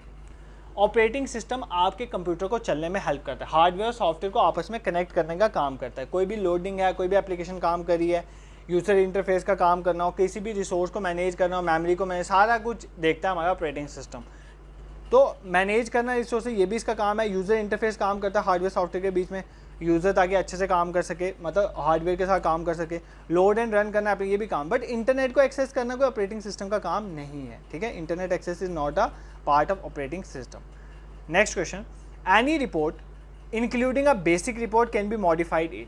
तो कोई भी रिपोर्ट जो है जिसमें एक बेसिक रिपोर्ट होते हैं उसमें हम उसको मॉडिफाइड कर सकते हैं। कौन सी, मतलब रिपोर्ट को मॉडिफाई कर सकते हैं किस फॉर्म व्यू में, प्रिंट व्यू में, लेआउट व्यू में या रिपोर्ट व्यू में। ये आपके लिए होमवर्क है, इसका भी आंसर आप कमेंट सेक्शन। 2 क्वेश्चन तो होमवर्क देना बनता है ना। नेक्स्ट क्वेश्चन में स्विच करते हैं। If a computer on the network shares resources for others to use. हाँ, एक ऐसा कंप्यूटर होता है नेटवर्क में जो अपने रिसोर्सेज को शेयर करता है बाकी कंप्यूटर के साथ ताकि वो उसको यूज़ कर सकें। ऐसे कंप्यूटर को क्या बोलते हैं, main frame, client, server, full duplex, क्या बोलते हैं ऐसे कंप्यूटर को। ऐसे कंप्यूटर को बोलते हैं सर्वर कंप्यूटर। कौन सा होता है, सर्वर। सर्वर कंप्यूटर एक तरह का हार्डवेयर होता है, ये किसी ने कमेंट करा हुआ था भी, जो सर्वर कंप्यूटर होता है ये एक तरह का हार्डवेयर कंप्यूटर ही होता है जो सर्वर का काम करता है। बहुत सारे कंप्यूटर उससे जो है कनेक्ट रहते हैं और वो उनको जो है बेसिकली रिसोर्स प्रोवाइड करता है, शेयर करता है उनके साथ ताकि वो उसको यूज़ कर सके। तो ये याद रख लेना। मेन फ्रेम एक तरह का ऐसा कंप्यूटर है जो बिजनेस पर्पज से मेनली यूज़ होता है। उसके बाद क्लाइंट सर्वर बता दिया। फुल डुप्लेक्स होता है एक ऐसा तरीका ऑफ कम्युनिकेशन जिसमें आप दोनों वे में बोल सकते हो। फॉर एग्जाम्पल मैं फ़ोन में कॉल कर रहा हूँ, मैं भी बोल रहा हूँ, मेरे दोस्त भी बोल रहा है, एट अ टाइम दोनों भी बोल सकते हैं। बट अगर ऐसे वॉकी टॉकी वाला सिस्टम हाफ डुप्लेक्स होता है। तो ये सारे होते हैं फुल डुप्लेक्स, हाफ डुप्लेक्स, मतलब this is a way of communication, मतलब कैसे कम्युनिकेट कर सकते हैं हम दूसरे पर्सन के साथ, ठीक है। Inkjet printer is a further type of, बताया हुआ है यार। इम्पैक्ट है, नॉन इम्पैक्ट है, डेजीविल लाइन प्रिंटर। भाई ये तो काट दो यार, ये नॉन इम्पैक्ट था। इंकजेट हो गया, लेज़र हो गया, थर्मल हो गया, इलेक्ट्रोस्टैटिक हो गया, ये सारे हम कौन से हैं, नॉन इम्पैक्ट प्रिंटर। इसमें आप बताने वाला इतना नहीं है। Dash is also known as cavity virus. इनमें से कौन सा कैविटी वायरस है। Usually doesn't cause any serious harm to the system. System को ज़्यादा सीरियस हार्म नहीं करता। अगर वाइस एंटीवाइरस नहीं आता ना, उसकी वीडियो देख लेना, कवर हो जाएगा। वाइस एंड एंटीवाइरस पे बनाई है, MCQ बेस्ड है वो भी। तो ऐसा कौन सा है जिसको बोलते हैं कैविटी वायरस और ज़्यादा हार्म नहीं करता वो सिस्टम को। देखो कैविटी का मतलब होता है स्पेस, तो यहाँ से देखो स्पेस फिलर वायरस, इसका क्या आंसर था, space filler virus. Question number 39, what else is a command interpreter called. Command interpreter को क्या बोलते हैं। देखो कमांड को इंटरप्रेट करना, आपने कोई कमांड दी, उसको इंटरप्रेट करने वाले को क्या बोलते हैं, ठीक है। प्रॉम्प्ट, कर्नल, शेल या कमांड, उसको बोलते हैं शेल। क्या बोलते हैं? शेल। जो कमांड, आपने कोई कमांड की, उसमें जो ऑपरेटिंग सिस्टम का वर्ड उसको इंटरप्रेट करता है, that is known as command interpreter, ठीक है। बाकी ऑप्शन देख लेते हैं। प्रॉम्प्ट क्या होता है? देखो कंप्यूटर क्या, देखो आपका कंप्यूटर आपको बताएगा कि मैं अभी रेडी हूँ, अब आप मुझे कमांड दे सकते हो कोई भी। कंप्यूटर का ये बताना हमें कि कंप्यूटर रेडी है, वो अब कमांड ले सकता है, that is known as prompt. मतलब आप कंप्यूटर रेडी है, कंप्यूटर में एक ऐसी कमांड है कि कंप्यूटर हमें बताता है कि वो अब रेडी है, वो कोई भी कमांड मतलब हमारी इंस्ट्रक्शन अब वो ले सकता है, तो उसके लिए हम यूज़ करते हैं प्रॉम्प्ट। कर्नल तो आपको पता है कोर ऑफ ऑपरेटिंग सिस्टम, मतलब एक ऐसा प्रोग्राम है जो सब कुछ कंट्रोल करता है कंप्यूटर का, मतलब ऑपरेटिंग सिस्टम का मेन सेंटर हार्ट जो है ना वो कर्नल होता है। कई बार क्वेश्चन पूछा गया heart of operating system is kernel, ठीक है। कमांड क्या होता है? इंस्ट्रक्शन जो कंप्यूटर को दी जाती है, इंस्ट्रक्शन ये आपको पता होना चाहिए। The last question for today's lecture is what is the email attachment size in Gmail. तो जीमेल में ईमेल अटैचमेंट का साइज कितना होता है? तो कितने तक आप ईमेल अटैच कर सकते हो? 25 MB तक अटैच कर सकते हो, बट एक्सटेंड भी इसको किया जा सकता है, बट आपको पेपर में आएगा तो 25 MB इसका आंसर मार्क करोगे। This is clear. इसके आंसर्स डाल दिए गए हैं PDF। हाँ, आप बोल रहे थे कि PDF शेयर करवानी है, तो PDF में शेयर करवा दूंगा, कल वाली भी जल्दी करवा दूंगा मैं टीम मेंबर को बोल के। और पटवारी वाले जो एस्पिरेंट हैं, अभी आपके टेस्ट में टाइम है, तो अगर आपने OMR बेस्ड टेस्ट नहीं दिया है एक भी, तो आप ये टेस्ट में इनरोल करके दे देना। एक थोड़ी वो बन जाती है ना, आपको पहले एक आइडिया मिल जाता है कैसे OMR शीट भरनी है। अब जूनियर असिस्टेंट वाले तो मत ही देना, उनका भी शेड्यूल था, बट आप वो टेस्ट ना ही दें तो चलेगा, आप यहीं से पढ़ लो, यही क्वेश्चन है आपके टेस्ट के। बट जो पटवारी वाले उनको मैं रिकमेंड करूँगा कैसे इनरोल करना है, तो वीडियो मैंने डाली थी 10-15 दिन पहले, देख लेना वीडियोस में जाके, मैं डिस्क्रिप्शन में भी डाल दूंगा, हाउ टू इनरोल वाली वीडियो है, तो पता चल जाएगा हमारी वेबसाइट awakeningclasses.in में, वहाँ पर आप इनरोल कर सकते हो, ठीक है। चार्जेस आर मिनिमल, ये नहीं कहना कि महंगा है तो हम इनरोल नहीं कर पाएंगे। आई होप आपको ये लेक्चर पसंद आया होगा। अपना प्रेजेंस जो है कमेंट सेक्शन में ज़रूर दिखाया करो। सेकंड थिंग इज़ दैट अगर आपने बाकी वीडियोस नहीं देखी हैं जो रिसेंट आ रही हैं, वो देख लो एग्जाम में। जो पोर्शन आपका वीक है, मैं आप नहीं बोलता सब देखो, जो पोर्शन आपका वीक है उसको सर्च करो, लिखो वो पोर्शन का नाम, आगे लिखो अवेकनिंग क्लासेस, लेक्चर मिल जाएगा, ज़रूर देख के जाना। अगर आपको कुछ नहीं आता ना, मैं आपको गारंटी देता हूँ, अगर एक भी वीडियो आप चैनल की देख के जाओगे, आपका मतलब 60-70% कवर हो जाएगा एक वीडियो से, तो वो देख के जाना, ऐसा बिल्कुल छोड़ नहीं देना। टेलीग्राम ग्रुप का लिंक मैं डिस्क्रिप्शन में डाल दूंगा, ज्वाइन कर लें, इंपॉर्टेंट इन्फॉर्मेशन वहीं पर शेयर होती है।